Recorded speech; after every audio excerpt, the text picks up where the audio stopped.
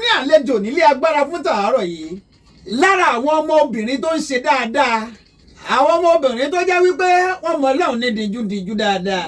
Èlò tó lọ́lá Olúwa kò ṣe mí o. Èlò tó lọ́lá Olúwa kò ṣe mí o. Ohun èlò fún iṣẹ́ àkànṣe. Ohun èlò tó lọ́gbọ́ tó lọ́lá. Ohun èlò tó wúlò fún baálé. Ohun èlò tó lọ́lá Olúwa kò ṣe mí o. Olúwa kò ṣe mí o. Ohun èlò tó lọ́lá. Jésù. Olúwa kò ṣe mí o.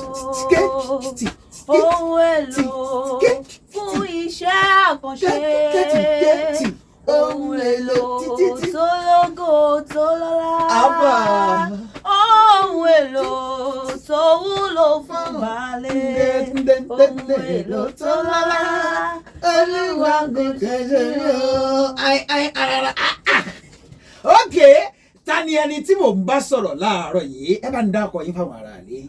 Orúkọ mi ni OMOBAKE Oládòkun, Vessel of God. Vessel of God, ohun èlò fún Ọlọ́run, ohun èlò tó lọ́lá ni àkọlé orin tá à ń gbọ́ yìí. Níbẹ̀ láwọn ojú òpó ìbò ni gbogbo àbí bẹ́ẹ̀ kọ́. Ilẹ̀ rò débi ohun èlò tó lọ́lá tẹ́ ẹ̀ tún wá fi mú régè tẹ́ ẹ̀ fi mú àlùjó ohun èlò tó lọ́lá tó kí ló ṣẹlẹ̀ gan. Ìwé 2 Timothy chapter 2.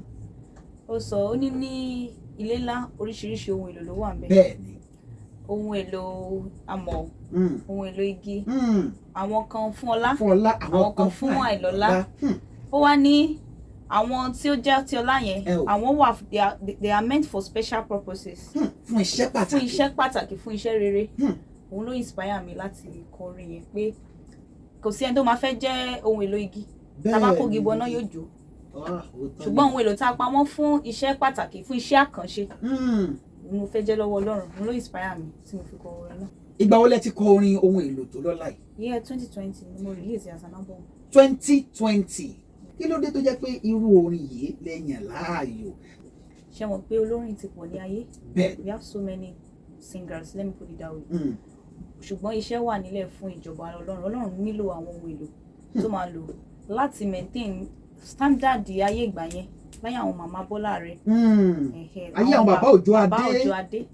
That standard, God needs voices like that too. And mi ò sọ pé àwọn tó ń kọrin Gen Z wọn kọrin Ọlọ́run o, that's not what I mean. But ẹ mọ̀ pé iṣẹ́ ìránṣẹ́ Mósè kò papọ̀ mọ́ iṣẹ́ ìránṣẹ́ Èlíjà. Bẹ́ẹ̀ ni. Nǹkan tó wà ńbẹ̀ nìyẹn. Dáfídì a lè compare mọ́ iṣẹ́ tí Èlíjà àti Dáfídì àti Èlíjà a lè compare mọ́. Bẹ́ẹ̀ ni ó yàtọ̀. Ọ̀dà tẹ́ ẹ bá wá ní kẹ́ ẹ wò ó dáadáa bẹ́ẹ̀ tí ń kọrin yìí ṣe àwọn ayé ti lọ gan o eléyìí tẹ́ fi ń wàásù because ní orin ìbáyìí nìsín ìwàásù ni eléyìí tá a tún gbọ́ náà ta ni yóò ṣiṣẹ́ ìwàásù náà tún sáwọn èèyàn ń gbọ́ àti táwọn èèyàn ń pè yín wọ́n máa wò pé eléyìí eléyìí tí wọ́n ti pèrè kókó jù. Ẹ mọ̀ pé no matter what how life is now kò sí bí ayé ṣe lè rí báyìí bóyá àti Gen Z àti sọ gbogbo ẹ̀ dáríwó àwọn kan sì máa wà tó máa like irú àwọn ẹ̀yìn. So irúfẹ́ àwọn bẹ́ẹ̀ at least I've been to different places for ministrations. I've been in Abuja, Osun State and different states in Nigeria. Àwọn kan sì wà tó sì fẹ́ irú àwọn orin bẹ́ẹ̀. Tó jẹ́ wípé wọn kì í ṣe pé kọ́kàn jó lásán. Bẹ́ẹ̀ ni tí wọ́n fẹ́ rhythm lásán tí wọ́n kàn fẹ́ ariwo tó jẹ́ àwọn orin báyìí náà fẹ́. Ọ̀dà kí ló sùn ní dèjì wípé orin mo fẹ́ máa kọ àbí iṣẹ́ níṣẹ́ mi yàtọ̀ sórin? Mo ní àwọn iṣẹ́ mi tí mo ṣe ṣùgbọ́n mo rí orin bíi ìpè like nǹkan tí mo purpose mi láyé nǹkan tí mo gbé ayé mi fún nìyẹn. And that is why tó jẹ́ every other work tí n bá ṣe I am doing it to push the music career because that's what I live for. Ọlọ́run fẹ́ mi more than church choir. So when I gave my life to Christ in 2015 so quest yẹn ló wà nínú mi tí mo wá bẹ̀rẹ̀ sí ní wá ìdíẹ̀ sí títí tí Ọlọ́run tí mo fi confirm pé it's like there's a calling of God upon my life. Mo wá bẹ̀rẹ̀ sí kó ṣe. Ẹ tó ní ọjọ́ kan tí inú yín dùn rí wípé mo yan orin láàyò tẹ́ pé inú yín dùn rí. Every damn time I'm always happy. I'm a gospel minister. I'm always happy. Nǹkan tó lè sáré change mood mi ni kí n gbọ́ orin. tó lè change ẹ̀ pátápátá tó ní bá ti dé. Tó ní bá ti dé ó ti parí. Ìrònú tán. Ìrònú àwọn onírònú. Ọ̀dà só ní ọjọ́ kan bóyá tí ẹ wò pé inú yín bàjẹ́ rí tàbí nǹkan àwọn ìṣẹ̀lẹ̀ kan tó yẹ pé ó banú yín jẹ́ tàbí tó ń fún yín ní challenges lórí ọ̀nà orin tẹ́ ẹ yàn láàyò yìí. Bẹ́ẹ̀ni, there are days like that. For example, when I did my first album, when I released my first album. Nígbà tẹ́ ṣe orin àkọ́kọ́. Mo ṣe orin àkọ́kọ́ yẹn. Ẹ o. I launched album yẹn. Mo pé maybe after the launching of the album, I was going to shoot the video. Okay. But later, kò padà work bẹ́ẹ̀ yẹn mọ́. Ẹ lè ya fídíò kí ló dé? Kò sówó. Yes, financial. Kò sówó. Nígbà tẹ́ ṣe lọ́ọ̀ṣì yẹn àwọn èèyàn ò kówó jáde ní jàǹtìrẹrẹ. I think everything we realized from that launching then was around 80K. Ẹ má bínú owó tẹ́ ẹ fi ṣe ábọ̀mù gan sọ yọ wáyé. Ó yọ bọ̀ kò sí nǹkan kan lẹ̀ mọ́. Kò sí nǹkan kan lẹ̀ mọ́ bẹ́ẹ̀ sì rèé àwọn backup ń bẹ ńlẹ̀ àwọn nílùú ọgbà tí wọ́n. different kìnìún máa attend. Bẹ́ẹ̀ kò jọ. Bẹ́ẹ̀ni sometimes a bá mú orin lọ sí radio station mo ti sanwó fún radio station kan rí wọn dẹ̀ play orin mi. I collected the money. So inú mi máa ń bàjẹ́ pé so when people that sing good songs kò tà. Àwọn tó ń kọ́ àwọn tó wá ń tẹ́lómi bá kọ́kàn wúkọ́ you understand na kọ́kàn ṣe kí ni kò repeat ọ̀rọ̀ ó dẹ̀ máa it will be all over the place. So ìyẹn ló máa ń bà mí nínú jẹ́ bọ̀kan tó máa ń jẹ́ ìtùnú mi ni pé iṣẹ́ yìí kì í ṣe pé mi mo pé ká lè máa rówó jẹ́ ká máa ṣe but torí pé it is what God wants for me my purpose I keep pursuing it. Bí mo ṣe ń ṣe yẹn tí mo rò pé àwọn èèyàn ò gbọ́ àwọn ìwọ̀nba tó bá gbọ́ tí wọ́n bá ti wà blessed and fulfilled. Tí ayé wọn yí padà. Gẹ́gẹ́ bí ìránṣẹ́ Ọlọ́run anyway téèyàn bá ti rí èèyàn 2, 3, 4 opportunity ni fún wa láti wàásù ìyìn rere. So téèyàn bá ti wá miss opportunity yẹn ìyẹn tún ti lọ nìyẹn. Lójú òpó ayélujára bíi TikTok bíi nǹkan kan tẹ́ bá ráwọn èèyàn tó yẹ pé wọ́n ń kọrin ayé tó jẹ́ wípé likes yẹn pọ̀ lọ views yẹn pọ̀ lọ ṣùgbọ́n yìí tẹ́ ẹ mọ nǹkan tẹ́ ẹ gbé lọ́wọ́ tó jẹ́ pé ìwọ̀nba ni bó ló ṣe mọ́ ń ṣe yín ṣé kì í ṣe yín bákan bákan.